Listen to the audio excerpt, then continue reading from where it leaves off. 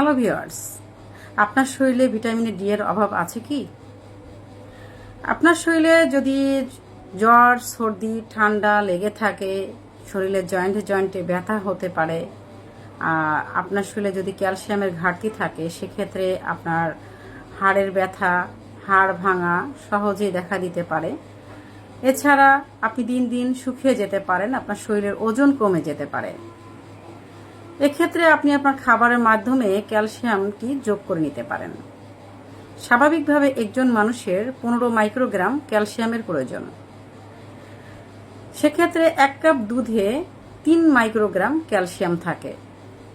এছাড়া সামুদ্রিক মাছ, গরুর কলিজা, ডিম, মাশরুম এ ধরনের খাবারও আপনি পেতে পারেন।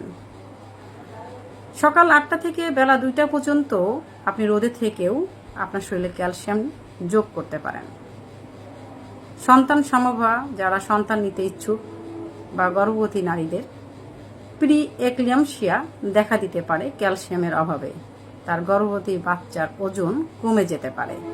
সেক্ষেত্রে আপনি অবশ্যই আপনার, বিশেষ করে যাদের 40 ইয়ার্স পার হয়ে গেছে, তারা নিয়মিতভাবে ক্যালসিয়াম খেতে পারেন, ট্যাবলেট খেতে পারেন, অথবা আপনি আপনার খাবারের মেনু ঠিক রেখে আপনার শরীরের এই ধরনের ঘাটতিগুলো পূরণ করতে পারেন। ধন্যবাদ আপনার।